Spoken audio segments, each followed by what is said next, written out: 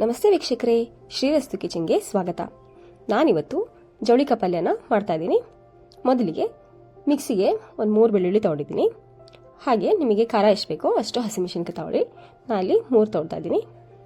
ಹಾಗೆ ಒಂದು ಸ್ವಲ್ಪ ಕೊತ್ತಂಬರಿನ ಚೆನ್ನಾಗಿ ತೊಳೆದು ಹಾಕೋತಾ ಇದ್ದೀನಿ.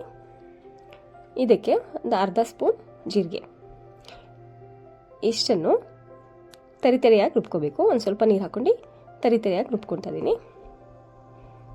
ಈಗ ಒಂದು ಬಾಣಲಿ ಇಟ್ಕೊಂಡು ಅದಕ್ಕೆ ಎಣ್ಣೆ ಹಾಕ್ತಾ ಇದ್ದೀನಿ. ಎಣ್ಣೆ ಕಾದ್ಮೇಲೆ ಈಗ ರುಬ್ಬಿರೋ ಪೇಸ್ಟ್ನ ಹಾಕೊಳ್ಳೋಣ. ಇದು ಚೆನ್ನಾಗಿ ಬಾಡಿಸ್ಕೋಬೇಕು. ಸ್ವಲ್ಪ ಇದು ಹಸಿ ವಾಸನೆ ಹೋಗೋ ಹಾಗೆ ಬಾಡಿಸ್ಕೋಬೇಕು. ಇದಾದ್ಮೇಲೆ ಜವಳಿಕಾಯಿನ ಚೆನ್ನಾಗಿ ತೊಳೆದು ಕಟ್ ಮಾಡಿ ಇಟ್ಕೊಂಡಿದ್ದೀನಿ. ಇದನ್ನು ಹಾಕ್ತಾ ಇದ್ದೀನಿ.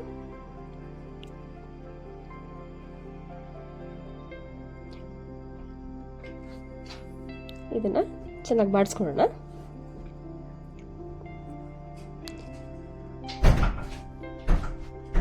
ಇದಕ್ಕೆ ರುಚಿಗೆ ತಕ್ಕಷ್ಟು ಉಪ್ಪನ್ನು ಸೇರಿಸ್ತಾ ಇದ್ದೀನಿ. ಈಗ ಒಂದ್ ಕಡೆ ಸ್ವಲ್ಪ ಶೇಂಗಾ ಬೀಜ ಮತ್ತೆ ಹುಚ್ಚೆಳ್ಳನ್ನ ಹುರಿದಿಟ್ಕೊಂಡಿದ್ದೀನಿ.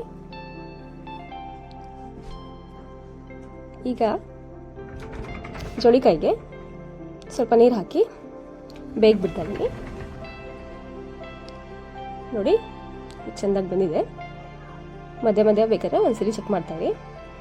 ಇದು ಚೆನ್ನಾಗಿ ಬಂದಿದೆ. ಇದಕ್ಕೆ ಪುಡಿ ಮಾಡ್ಕೊಂಡಿದ್ದು ಶೇಂಗಾ ಬೀಜ ಮತ್ತು ಹುಚ್ಚೆಳ್ಳನ್ನ ಹಾಕ್ತಾ ಇದ್ದೀನಿ. ಹಾಗೆ ಇದಕ್ಕೆ ಕಾಯಿ ತುರಿ ಸ್ವಲ್ಪ ಸೇರಿಸೋಣ. ಇದು ತುಂಬ ಟೇಸ್ಟ್ ಬರುತ್ತೆ. ಇದನ್ನೆಲ್ಲ ಒಂದ್ಸರಿ ಮಿಕ್ಸ್ ಮಾಡ್ಕೊಂಡು ಬೇಕಿದ್ರೆ ನೀವು ಇಷ್ಟಕ್ಕೆ ಸ್ಟಾಪ್ ಮಾಡ್ಬೋದು, ಇಲ್ಲಾಂದರೆ ಸ್ವಲ್ಪ ನೀರು ಬೇಕಾದ್ರೂ ಹಾಕೋಬೋದು.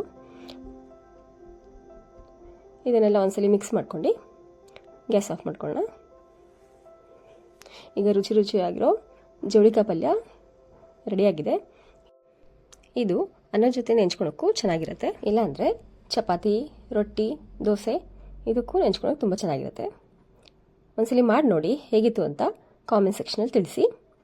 ಯಾರು ಹೊಸದಾಗಿ ನೋಡ್ತಾ ಇದ್ದರೆ ನನ್ನ ಚಾನಲ್ನ ಲೈಕ್ ಮಾಡಿ, ಶೇರ್ ಮಾಡಿ, ಸಬ್ಸ್ಕ್ರೈಬ್ ಮಾಡಿ.